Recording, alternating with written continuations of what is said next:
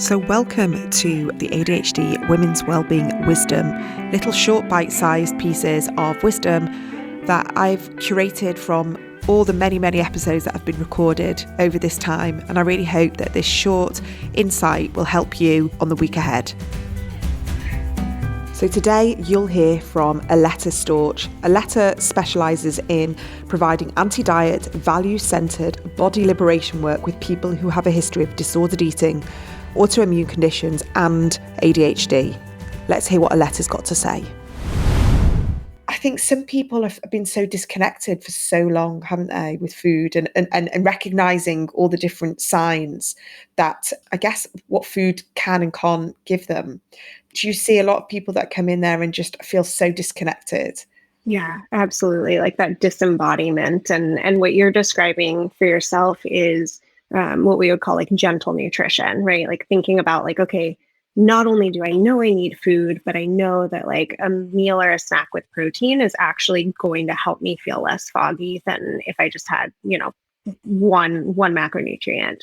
And so that's the gentle nutrition. And I like to think of the nutrition healing work as a pyramid where gentle nutrition is on top. And that's like the last step that we work on. And you start at the bottom of the pyramid, which is like just getting enough food, and it doesn't matter what kind of food it is, and then working your way up through those things like variety and pleasure and accessibility, right? Like having an abundance of food. That's really interesting because what you said about variety, but what I'm thinking is that people have, with ADHD more so, that certain textures, sensory stuff with food, only having a specific type of colour, all these different things have come into play from a very young age, and that's carried through until adulthood. So when you talk about variety, that can really, be a problem. And again, I can see, I'm thinking of several different people who different colours of food, it's just like no way. But when you're an adult and these nutritional needs have to be met, so we can work, we can parent, we can live the best lives. It's almost like unlearning everything from a young age, and that can feel really hard work, can't it? Yeah, it can feel really scary, and there's no timeline, right? Like I can't say we're going to do like 2 weeks on the bottom layer of the pyramid, and then we'll do a week on the next layer, right? Like for some people, they spend 6 months or even longer just figuring out how to eat enough, and then we can move up to more of that variety. But if those food needs aren't getting met, then they can't do that work of like, okay, I need a protein and a carbohydrate at 10 a.m. because our bodies like don't really care about what nutrients we're getting if we're not getting all of those other food needs met. And I've seen on your Instagram, which is brilliant, and you give lots of great advice about food prep and helping yourself, I guess, isn't it? Like using an Instant Pot. What tips would you be able to give in a bit of a snapshot of basically in helping ourselves and helping ourselves be organized, helping ourselves to be ahead, especially when shopping can feel overwhelming, piecing recipes together. Again, I think I'm probably mentioned on the podcast before that I do love cooking, but if you give me a recipe, it takes all the pleasure away. And some people love a recipe, like my sister loves a recipe, but for me, it's like pull stuff out the fridge and whip up whatever, I can find. But sometimes if you don't have that kind of like for cooking, that can feel really challenging. So what tips would you give people so they can be ahead of themselves and feel like they are in control of getting the right nutrients? Yeah. Well, I mean, I guess first want to say, like, I love what you're doing with like the creativity piece, right? And kind of using that part. A lot of ADHDers have that creative side of their brain. And so being able to say, like, you don't need a recipe. You can actually just get creative if that's something you enjoy doing. But I would say like the biggest tip that I start with is to keep it simple.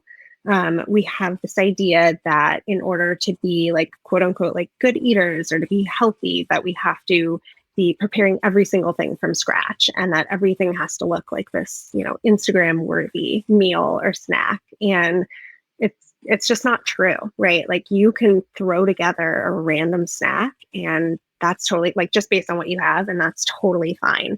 But one of the keys is having that food available that you can grab from.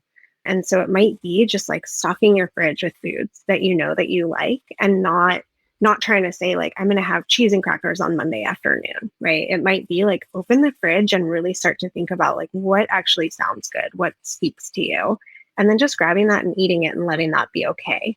And then with meals, really relying on like pre-cut vegetables, right? Because if there's too many steps, we're not going to do it. And that's something I learned about myself early on. Like, I'm not going to sit and cut up an onion and carrots and celery to start a soup. And so I'll just buy the like combo pack of like mirepoix, right? And just use that because it's already prepared. It makes things easier. And so really just asking like, how can I make this one or two or three steps easier and not feel all this pressure to have to do everything on my own. And that goes against diet culture, but it's so important for folks with executive dysfunction. Absolutely. And it's just like, get rid of the shame and the stigma. Is like, you can cook from scratch, but you can cheat as well. And, here in the UK, we have amazing range of frozen vegetables. And what you just said then, we've got like loads of different mixes. And again, I use that. We've got, it's like a sofrito mix where you can do exactly what you said, the carrot, I think it's courgette, onion and celery. And that's normally my base for so much. I just throw that in. It's spag bol, it's soups, it's lasagna. And I try and make my life as easy as possible. I don't want to prove anything to anyone anymore. Like, I don't have to prove that I'm a good mum, I'm a good wife for spending another hour in the kitchen if I don't need to. So like tins and frozen food and, like you say, pre-cut vegetables and fruit, if you can afford it. And sometimes we have to weigh it up, and I often stand in the supermarket and look at all the pre-prepared vegetables and I see the price markup and I think, don't be lazy, like don't spend X more money if you don't need to. But then my brain kicks in and says to me, well, what's the price that you're going to pay? If you've got time, this is going to make you less stressed. It's going to make you less overwhelmed. It's going to make you feel like it's a much easier task. So I would say anyone listening that kind of thinks, oh, it's bad to, buy all the pre-prepared stuff, just weigh it up. And if it makes your life easier, do it. Right. Yeah. That's so funny. I had such a similar experience yesterday. I was making like this pasta bake and I went to the cheese section and it was like, do I buy a whole block of cheese or do I buy the pre-grated? And I was like, man, am I really going to grate all of that cheese? Probably not. So then like half of that block is just going to go bad in the fridge. And so really I'm like saving myself by buying the pre-grated because it's not going to get wasted. So it actually will cost me less in the long run. And then, I did make the dish and it was delicious. And now I have grated cheese for something else that I can use that's already there for me.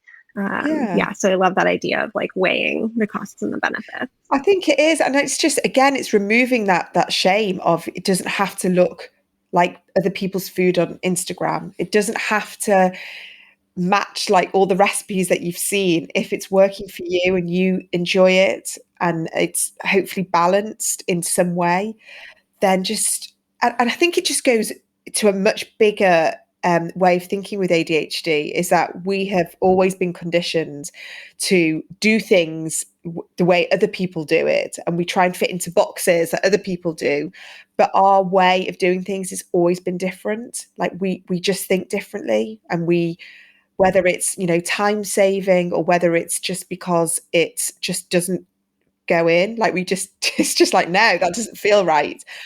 But we've tried, and I think just cooking and food, it's okay if you do it your way and it's healthy and it's making you feel good and you're getting the right amount of food that you need to get to prevent you from having, I guess, issues with food and disordered eating and the binge eating, which again, that cycle of shame just comes back at you the next day.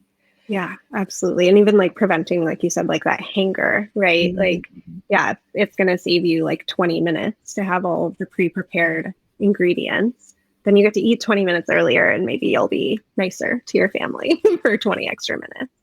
Yeah, Yeah. and I saw on your Instagram that you're a big fan of the Instant Pot. Is that right? Yes. Yes. And I'm like not sponsored by Instant Pot. Don't get any kickbacks, but I really believe that like every ADHDer should experiment with one and see if it's something that works for them.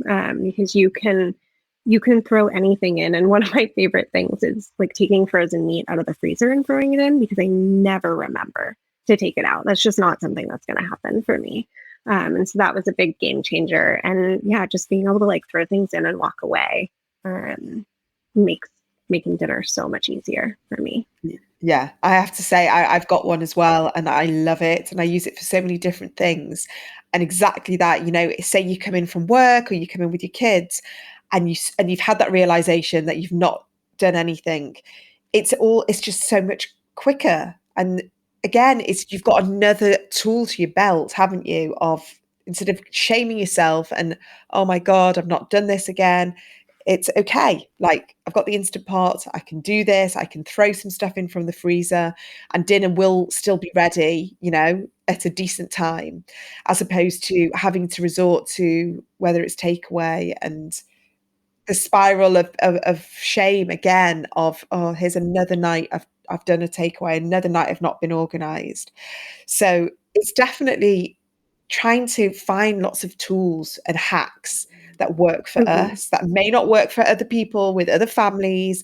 That, I was speaking to someone recently, someone else with ADHD, and she just said the minute she dropped this story that everything had to look like her neighbor or her friend, the way they did things, it was like this freedom. It was almost like this blank canvas for life, that she'd written all these rules that the way things should be, and she kept struggling to achieve these, get to that place and she was comparing herself all the time. And then Yeah. she just made a choice. It's literally just making a choice that I'm not going to subscribe to the way they do things, because the way they do things is the way that's right for them. It's not right for me. And once we make that choice, when we've got the recognition that, okay, we've got ADHD, this is why we've always been in resistance to lots of things, we've struggled, but I can make a choice now. I can either go do things my way, which work and still feeds me and still feeds my family, or I can still keep pushing and resisting and kind of, getting angry with myself. So it's nice to be able to have that place where it's almost like a self-acceptance and a forgiveness for the way we Yeah. are, and let's find a way that works for us. Mhm. Yeah, yeah, it's totally like unlearning that internalized ableism, right? That belief that we're broken if we can't do things perfectly or consistently or in an organized way. And so, yeah, like you said, like letting go of that narrative. And that's where the self compassion piece is huge. I think that it comes into every conversation that I have with an ADHD. Every session, we talk about, okay, and how can you have self compassion, right? Because things aren't going to go like you said the way that we're taught or we're shown it should go. Yeah, self-compassion is huge. Always learning, always learning. And I think we have to have the self-compassion for knowing, like you say, that every day is going to be different, and we're going to have really good days, and we're going to think we've like smashed it and we've learned, and then we're going to wake up the next morning and everything's going to be late and we didn't go to bed the night before like the time we wanted to, and we're going to start the morning. But that doesn't mean that every day is going to be like that. Whereas I think maybe beforehand we just wrote this script about ourselves, and we kind of like fall into that character of, I'm the person that can't get up in time to have breakfast, I'm the person that doesn't prepare dinner, and we just, fall into that way of being. Whereas maybe we can just start talking to ourselves that every day we just try the hardest that we can with the resources that we've got, depending on our cycles, depending on all the outside, circumstances that are going on, because nothing's linear and no one's perfect, ADHD or Yeah. not. Like no one is perfect. Yeah. Yeah, absolutely. And so much of like meal planning and thinking about food and cooking is almost like planning for that perfect day every day. And so I love to think about like how can we plan for different levels of energy and time and capacity and even like motivation, right? And maybe you sleep in past your alarm. Like, can you have one breakfast option that's just grab and go for those days where you don't get up early? But then you could have an option for the days where you do get up early, right? Like maybe you're making an omelet on those days where you feel like a 10, and you're grabbing a granola bar on the days where you feel like a 1. And that way you're still nourishing your body and you're still feeding yourself, and not falling into that pit of shame of like, oh, I didn't feed myself again, I didn't have time. And so it is like almost this level planning and knowing like we're going to have a whole range of days and that's okay. So I hope you enjoyed listening to this shorter episode of the ADHD Women's Wellbeing podcast. I've called it the ADHD Women's Wellbeing Wisdom because I believe there's so much wisdom in the guests that I have on and their insights. So sometimes we just need that little bit of a reminder, and I hope that has helped you today, and look forward to seeing you back on the brand new episode on Thursday. Have a good rest of your week.